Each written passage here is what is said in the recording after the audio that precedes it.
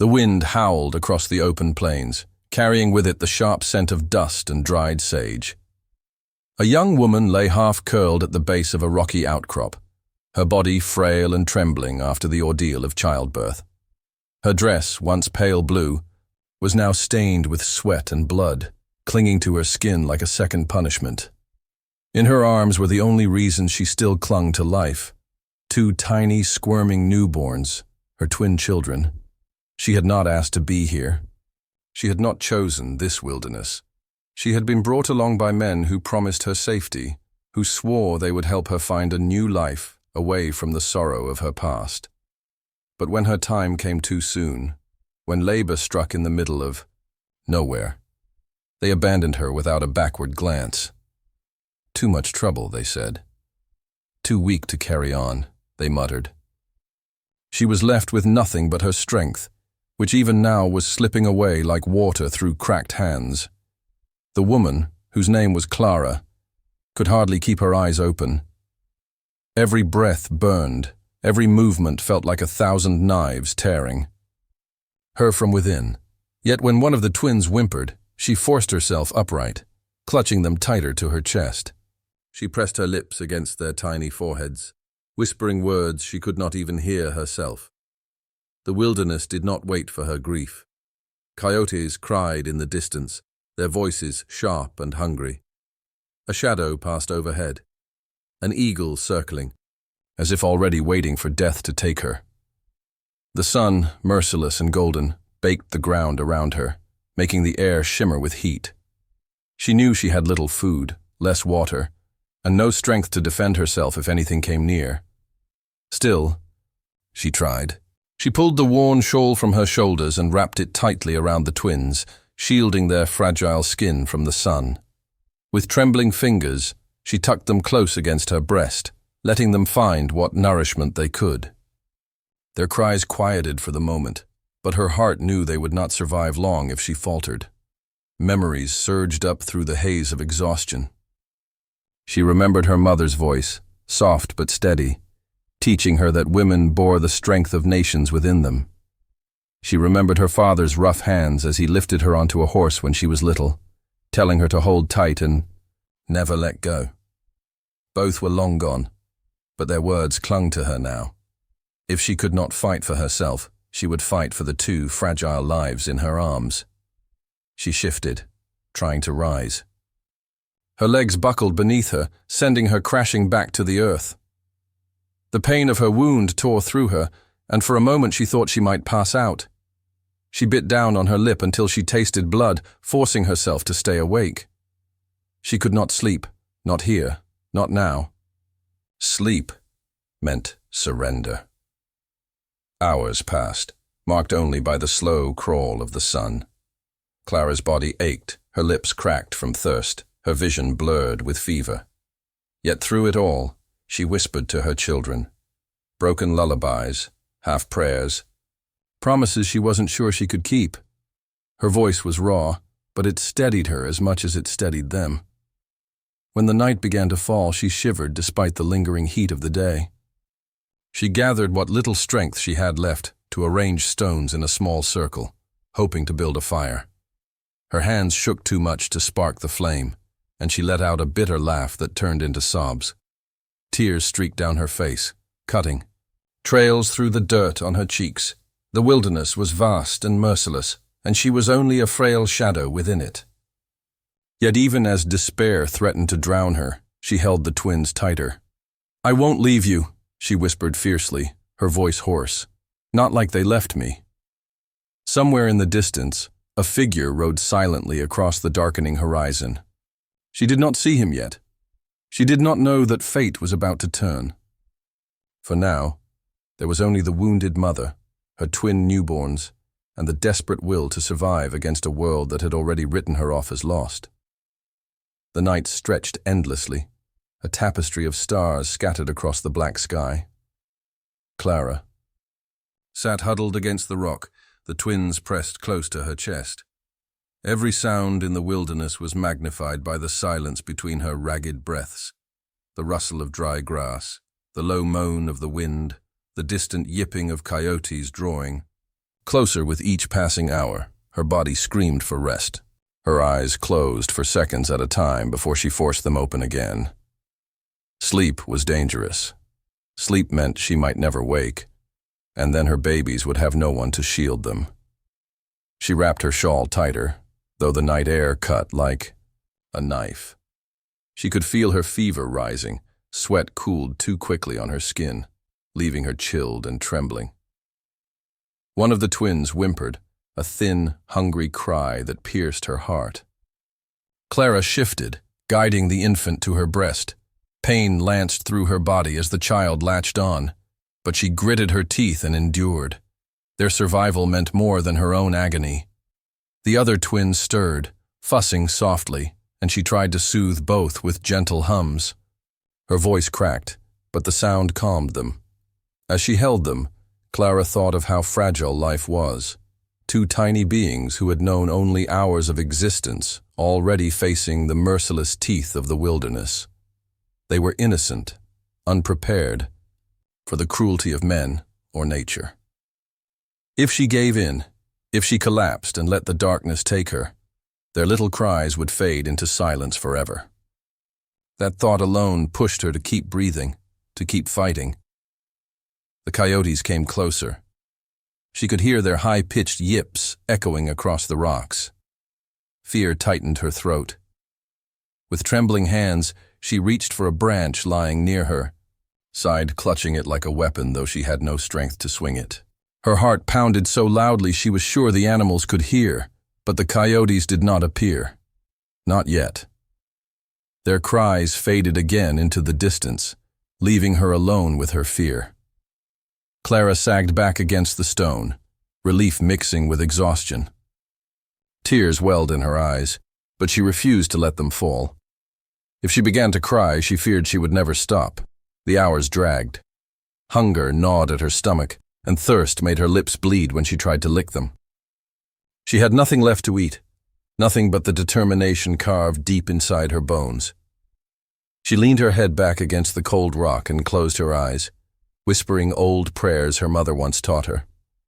Words stumbled out between cracked lips, pleas for strength, for protection, for a miracle she dared not expect.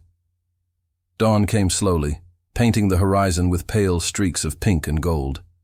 The sun brought warmth, but with it came new trials. Clara's fever grew worse. Her skin burned. Her breaths came shallow, and the earth seemed to sway beneath her whenever she tried to shift. She forced herself to rise, to stagger a few steps toward a trickle of water she had spotted glistening in the distance. Every step was a battle. Her knees buckled, her vision blurred. She fell more than once, clutching the babies tightly to keep them safe as she crawled the last few feet. At last, she reached the shallow stream. The water was muddy, but it was life. She cupped her hands and drank greedily, then let the twins' lips touch the coolness, wetting their mouths. It wasn't much, but it was enough for the moment. Back at the rock, she lay against the ground, strength nearly spent. The babies whimpered, and she pressed her cheek against their soft heads, breathing in their scent. "We'll make it," she whispered, though her voice was faint. "I won't let you go." The day wore on. Shadows stretched long across the land. Clara's body weakened, but her spirit held fast. She had been left to die, wounded and alone. Yet as she clung to her children, a fierce flame burned in her chest. She would not surrender, not to hunger, not to thirst, not to fear. And though she could not know it yet, she was not truly alone. Somewhere out there, a pair of watchful eyes had already noticed her fragile camp. A rider was drawing near, silent as the wind, drawn by the sight of smoke. The Comanche warrior rode silently across the rugged land, his horse's hooves striking the earth with a steady rhythm. The rising sun cast long shadows over the prairie, and his keen eyes searched the horizon for movement. He was a man accustomed to solitude, a hunter of men and animals alike, and the land spoke to him in ways others could not understand. Every broken twig, every faint trail of smoke, every whisper of wind carried meaning. That morning, he noticed something unusual, a faint line of smoke that didn't belong. It was thin, hesitant, like the breath of someone too weak to build a proper fire. His instincts told him this was no Comanche camp, no hunter's fire. It was out of place, fragile.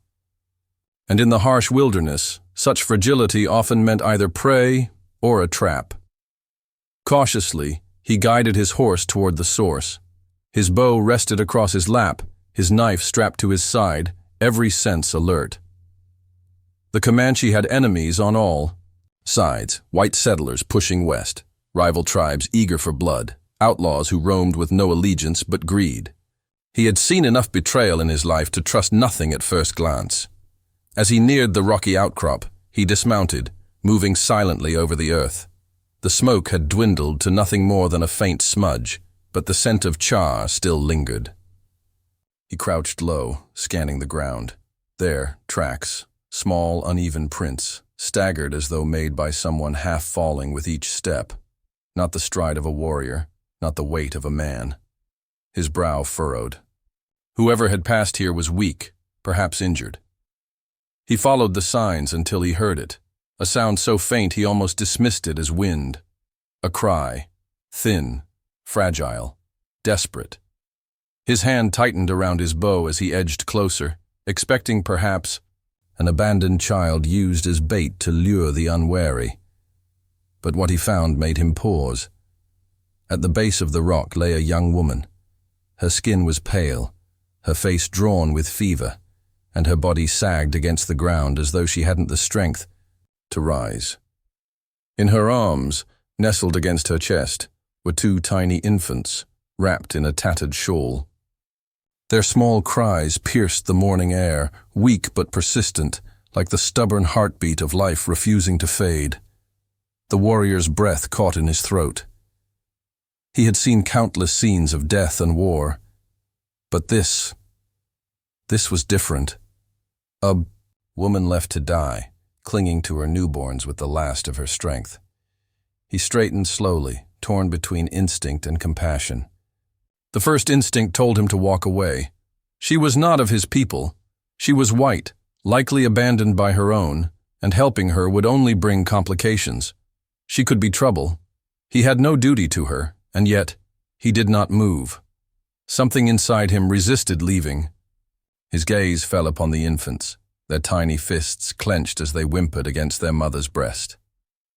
They were innocent, untouched by the cruelties of the world. His heart, hardened by years of loss, felt an ache he had not known in a long time. The woman stirred, her eyes fluttering open. For a moment, fear flashed across her face when she saw him, a towering figure, dark hair braided with feathers, eyes sharp as flint. She tightened her hold on the twins, her lips forming words that barely reached him. "Please, don't hurt them." Her voice was a whisper, but it struck him deeper than a shout could have. She wasn't begging for her life. She was begging for theirs. The warrior lowered his bow. He studied her for a long moment, weighing his choices. Leaving her meant death, swift and certain.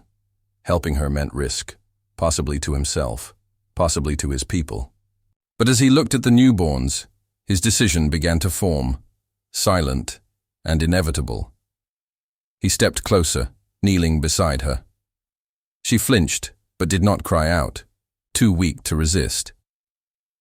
He extended a hand, not to take, but to touch lightly the edge of the shawl covering the infants. They squirmed, their cries softening at the sudden shade his shadow provided. The warrior's jaw tightened. He could not ignore them. Not the woman, not the children. Something about this fragile, desperate family stirred a part of him, he thought, long buried. He rose and looked out over the horizon. Already, vultures circled lazily in the distance, waiting for death to claim her. Not today, he decided.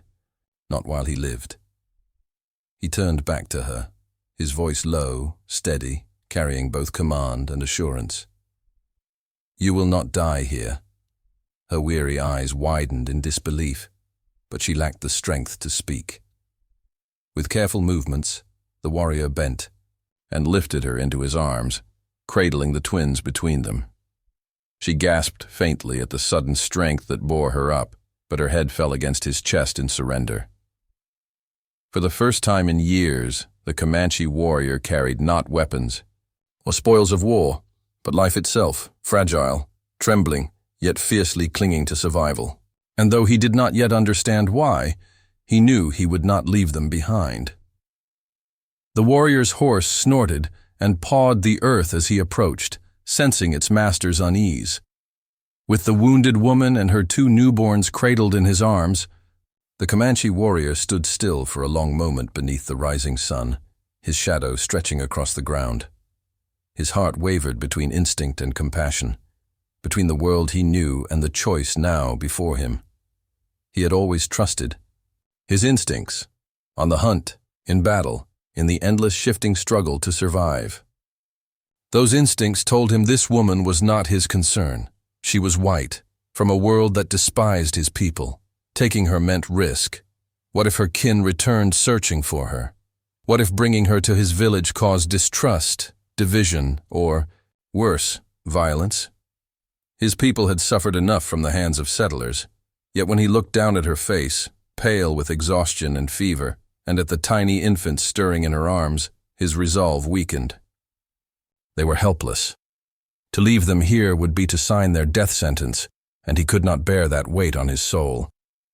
The warrior, whose name was Takoda, meaning friend to all, shifted her carefully, sliding her against his chest as he mounted his horse. He settled her between his arms, supporting both her and the twins with a strength as steady as stone. She stirred faintly, whispering something he did not understand. But when her gaze flicked upward, meeting his for the briefest moment, he saw a plea there, not for her own life, but for her children's. That silent request anchored itself deep within him. As his horse began to move, Takoda's thoughts churned.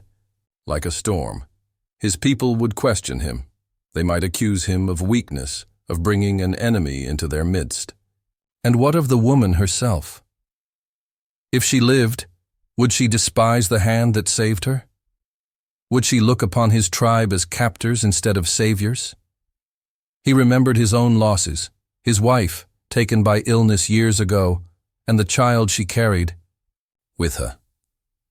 For a long time he had walked through life as a man with an empty heart, hardened by grief. Now, holding this fragile woman and her children, he felt those old wounds ache. Was it mercy or selfishness that urged him to save them? Did he see in her twins a shadow of what he once had and could never have again? The warrior's jaw tightened as he urged his horse faster across the plain. Coyotes lingered on the edges of the trail, their eyes glowing like embers in the early light. He ignored them, his focus fixed ahead. He had made his choice. Whether he wished to admit it or not, he could not leave her. Hours later they stopped at a stream. He dismounted and lowered her gently to the grass, dipping his hands into the water. He cupped the cool liquid to her lips. She drank greedily, trembling, her cracked lips wetting at last. He then wet a strip of cloth from his saddlebag and placed it against her forehead, reducing the fever's heat. She murmured softly, words he could not understand, but whose tone carried gratitude. Takoda sat back on his heels, studying her. She was young, younger than he had expected. Her features were delicate, but there was a strength beneath them, the strength of a mother refusing to let go. The twins stirred again, one crying weakly, and he shifted to steady them in her arms. His large hands, built for war and the hunt, moved with surprising gentleness as he adjusted the shawl to shield them from the sun. The dilemma still raged within him.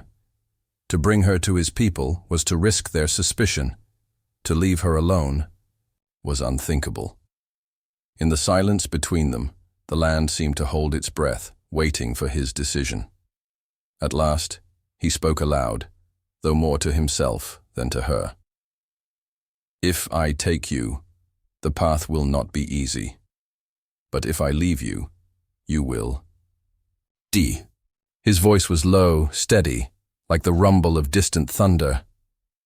The woman's eyes fluttered open again. She looked at him, her gaze heavy with exhaustion yet sharp with desperation. She whispered one word, so faint he barely caught it. Please. That single plea shattered the last of his hesitation. He gathered her up once more, lifting both her and the twins back into his arms. His course was set. He would take her to his people, face their questions, their doubts, even their anger if it came. He would bear the burden of his choice. For reasons he could not yet name, Dakota felt it was not chance that had led him to her, but something greater, something woven by the hands of fate. And as he rode toward his village, the warrior realized the truth of his dilemma was not whether to save her, but how deep. Dakota rode hard across the plains, the woman and her twin newborns secured in his arms. His horse's muscles rippled with each stride, carrying them closer to the Comanche encampment that lay hidden beyond the line of cottonwood trees.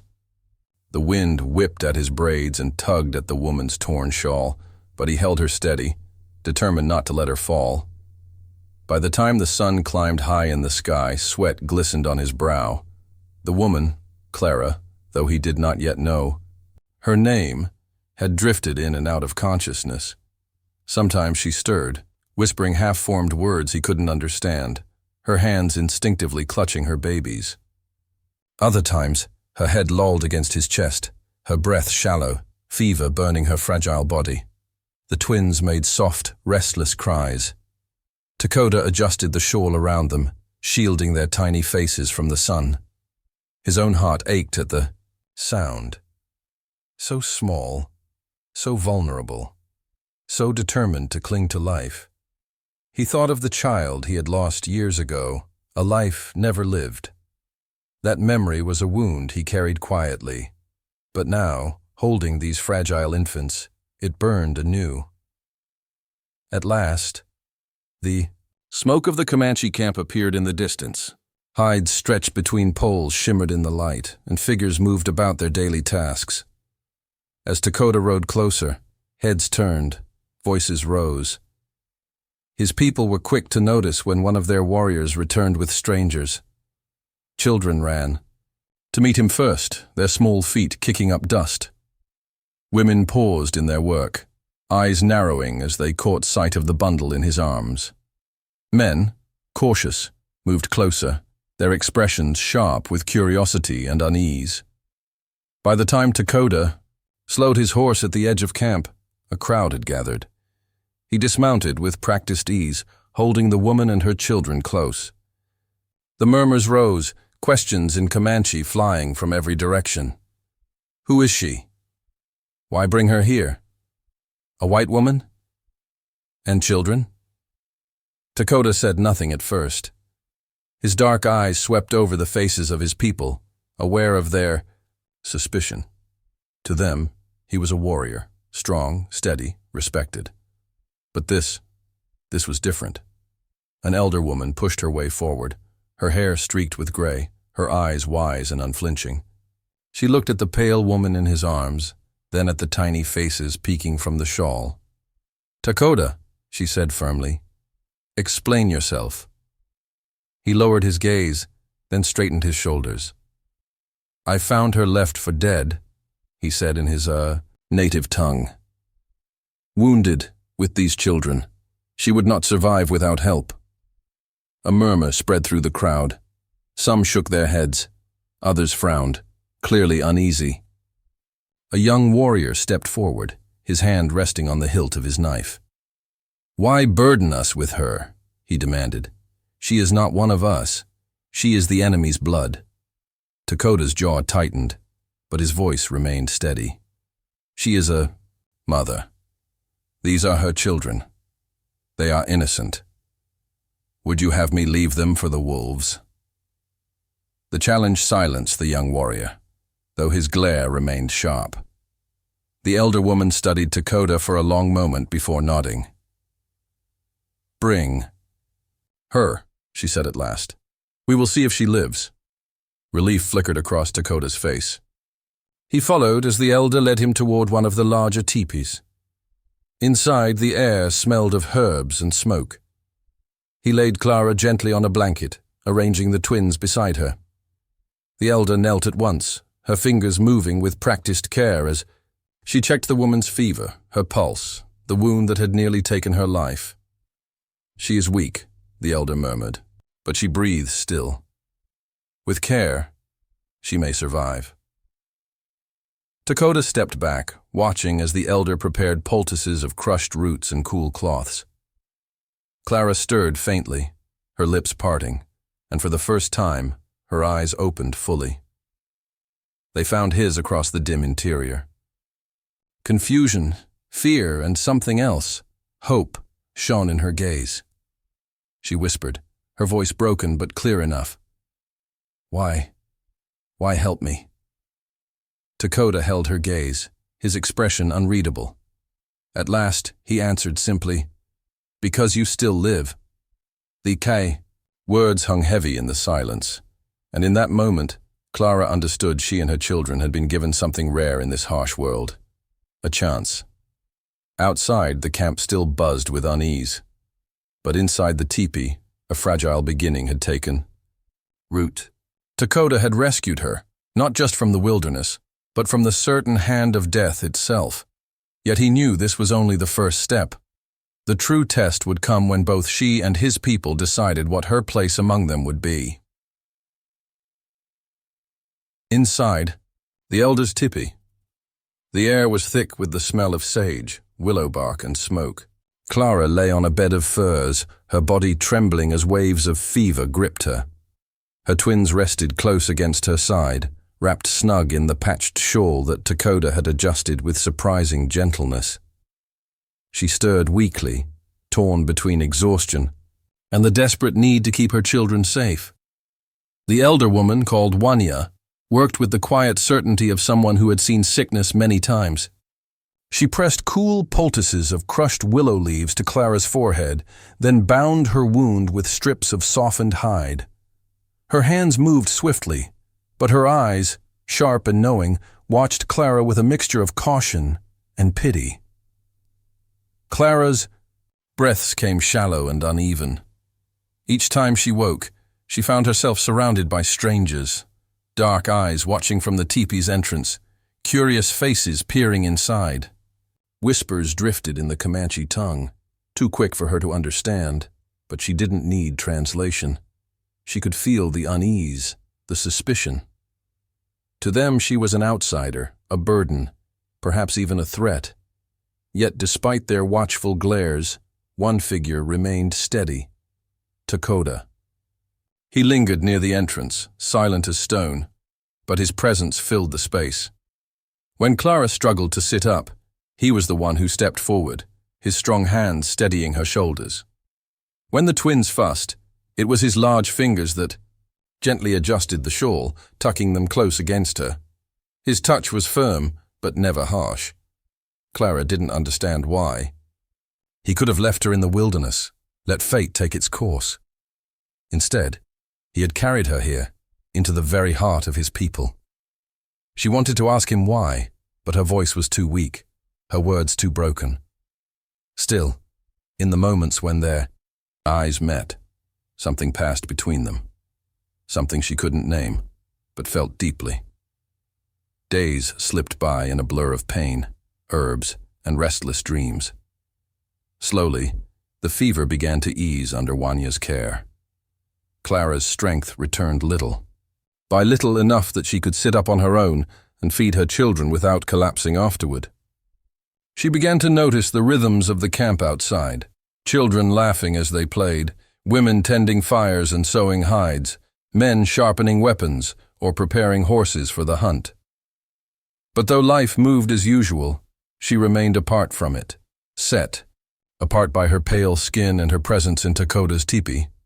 Some of the women brought water or broth, but their eyes lingered with mistrust. The young warrior who had first challenged Dakota often passed by, his glare sharp with disapproval. Clara felt the weight of it all, the silent reminder that she did not belong. Still, there were glimmers of acceptance. Juanilla, though stern, softened when tending the twins. She muttered under her breath in her own tongue, her weathered hands, surprisingly tender as she checked their small limbs. One afternoon, she even allowed herself a smile as the babies cooed. "Strong," she murmured, though Clara did not understand the word. The tone was enough. Dakota's presence, however, was the most constant. He rarely spoke, but when he did, his voice was steady, grounding. He brought fresh water from the stream, dried meat from the hunt, and even a carved wooden rattle for the infants. Clara watched him sometimes, wondering at the contradictions within him. He was clearly a warrior, his body marked with scars and strength. Yet he moved with patience when handling her children. One night, as the fire burned low, Clara gathered the courage to whisper, her voice raw but steady. Why did you save me?" Dakota looked at her across the flames. For a long moment he said nothing, his expression unreadable. Then, in his deep, deliberate tone, he replied, "Because you did not give up."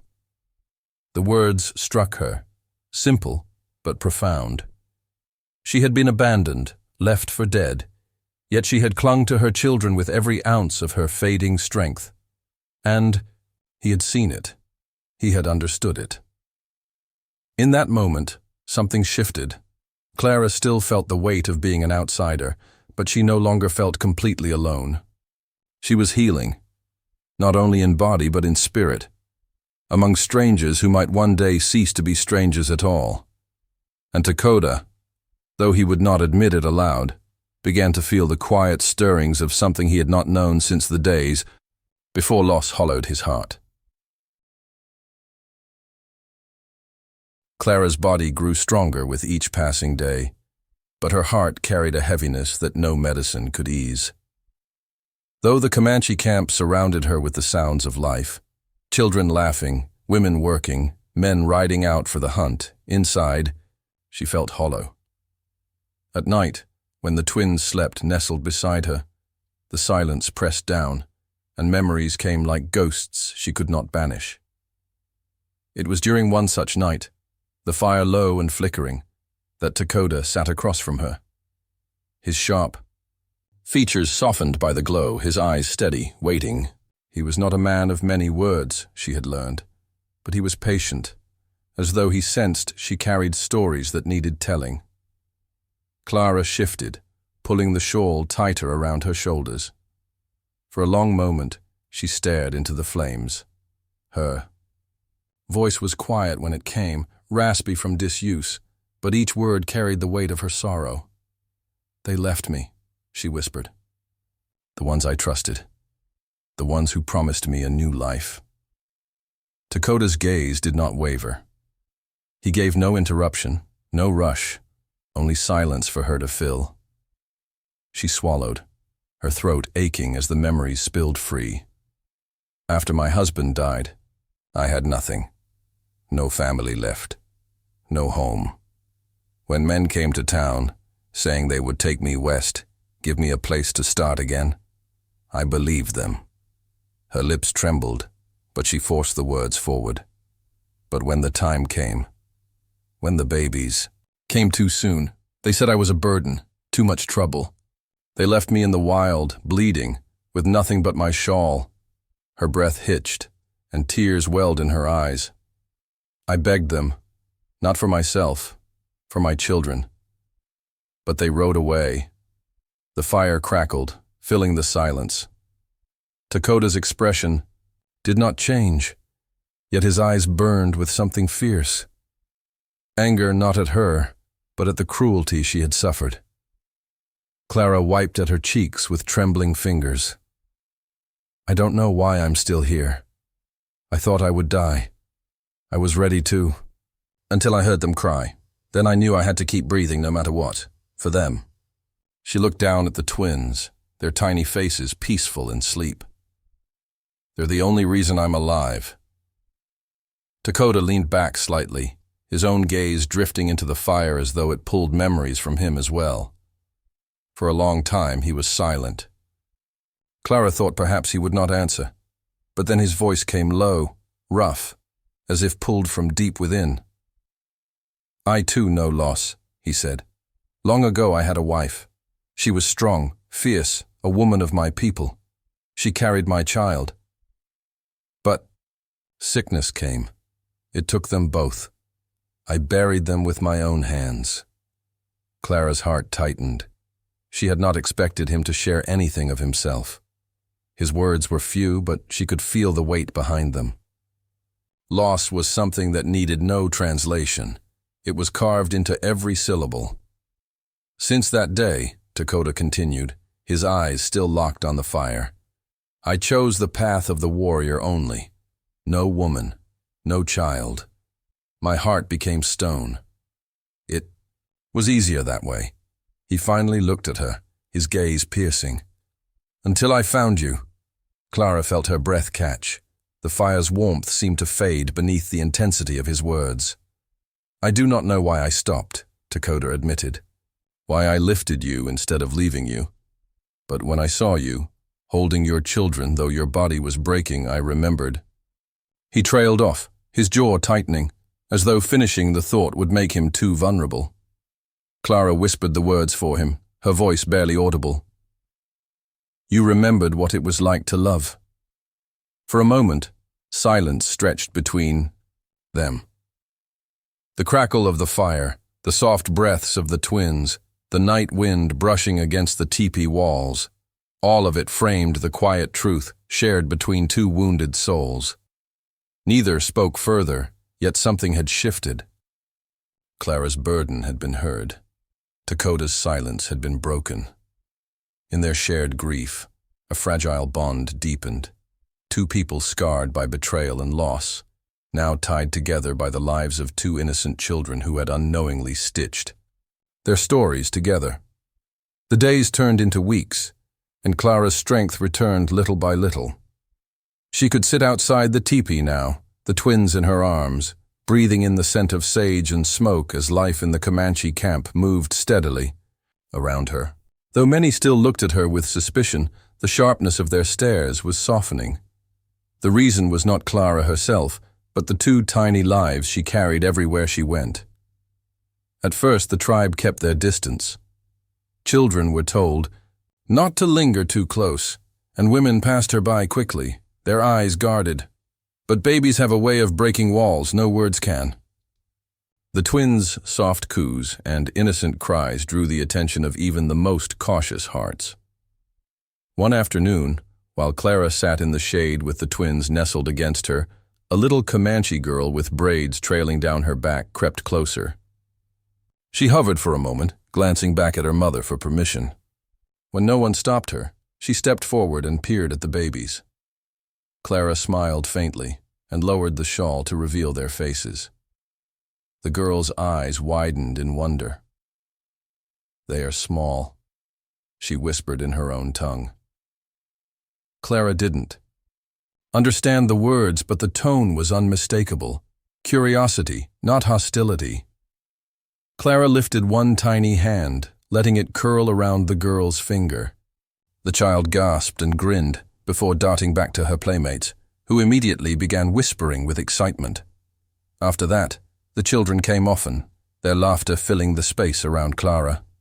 They brought her wildflowers, little carved, toys, even scraps of dried meat for the babies. Though shy at first, the twins soon responded with gurgles and bright-eyed stares.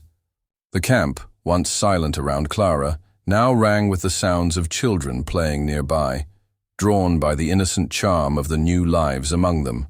The women, too, began to soften.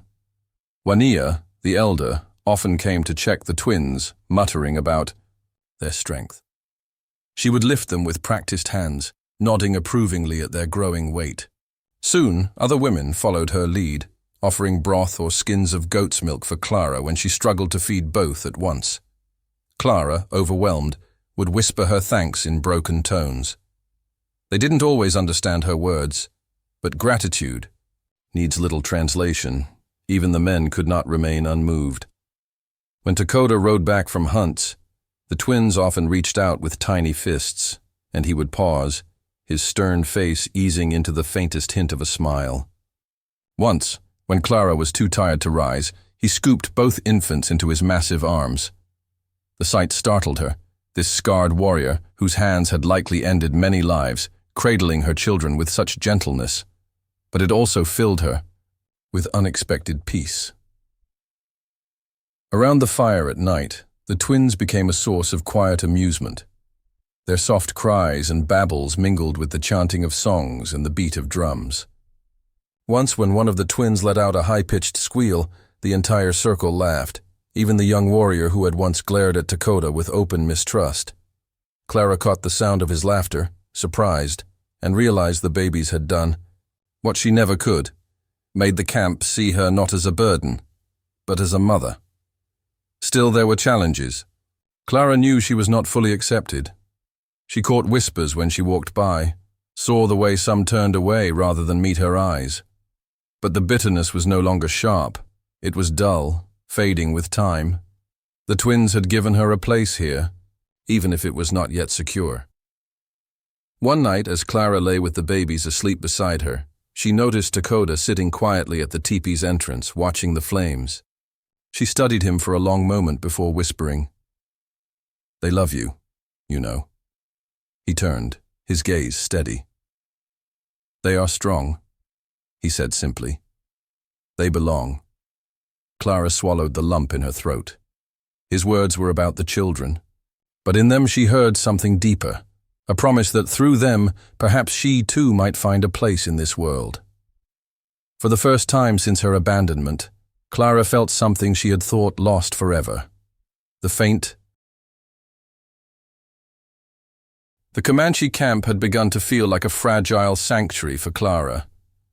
The rhythm of life, the drumbeats at dusk, the scent of sage and firewood, the soft breathing of her twins at night, had wrapped around her like a protective cocoon. Yet deep down, she knew the world outside had not forgotten her. Evil has a way of circling back, and the men who had left her to die were not finished with their greed. It happened on a grey morning, when the sky hung heavy with clouds. Clara was seated near the teepee, humming softly to her children as she rocked them against her chest. Dakota had ridden out with several warriors at dawn to scout the plains. The camp was quiet, the air thick with the smell of rain. Then, the sound of horses broke the calm.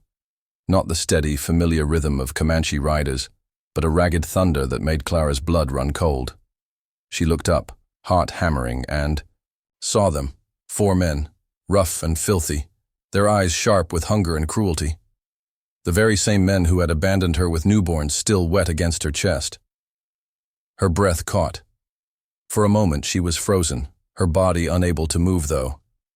Every instinct screamed to run. One of the men, a broad, scar-faced brute, spotted her and grinned. "Well, look what we have here," he drawled. "Thought you'd be long dead by now." The others laughed, the sound harsh against the stillness of the camp. Clara clutched, the twins tighter, her heart pounding so loud she could hear it in her ears. The camp's women pulled children inside, elders shouting warnings. A few young warriors reached for their weapons, but hesitation hung in the air. Dakota was not here, and without his command, the camp was uncertain. The men dismounted, swaggering forward. Clara forced herself to rise, her legs trembling beneath her. "Stay back," she said, her voice hoarse but steady. Scarface sneered. "You think these people will protect you? You were nothing to us, girl, just baggage. But now—" His eyes flicked to the bundles in her arms, and his grin widened with something darker. "Now you've got yourself a pair of fine brats. Bet they'd fetch a price." Clara's stomach lurched. She backed away, shielding the twins with her body, but the men spread out, circling. Then a voice cut through the tension like a blade. Deep, fierce, commanding. "Enough, Dakota." He rode into camp like a storm, his black horse lathered with sweat, his eyes blazing with fury. Behind him, a half-dozen Comanche warriors fanned out, bows drawn, spears leveled. The air shifted. Hesitation, replaced by the hard edge of readiness. Dakota swung down from his horse, his presence towering, dangerous. He stepped between Clara and the men, his hand resting on the hilt of his knife. His voice was low, but it carried the weight of thunder. "You left her to die," he said in English, his accent sharp. "Now you return to take what is not yours. You will not touch her. You will not touch the children." Scarface spat in the dirt. "She's ours. You can't change that, savage. Hand her over, or—" He never finished. Dakota moved with the speed of a striking hawk. His knife flashed, and in the same instant his warriors raised their weapons. The camp erupted in shouts as the confrontation sharpened into a blade's edge. Clara held her babies close, her heart in her throat. She had seen Dakota's strength before, but never like this. Never this fierce, this protective, this utterly unyielding. The men who once held her fate in their hands now stood before a storm they could not control. And for the first time, Clara did not feel powerless. She was not alone. The camp had fallen silent, save for the crackle of fire and the whisper of the wind. Dakota stood like a shadow of stone before the intruders, his knife gleaming in the pale light. The four men shifted uneasily, their earlier bravado wilting beneath the weight of the Comanche warriors' steady aim. Scarface sneered, though his eyes betrayed the flicker of fear. "She don't belong to you. She's just a useless settler. Woman, a burden. You can't change what she is." Dakota stepped closer, his presence towering, his voice as cold as iron.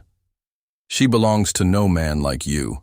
She chose to live when you left her to die. She carries life in her arms, not death. And I—" He paused, his hand tightening on the knife.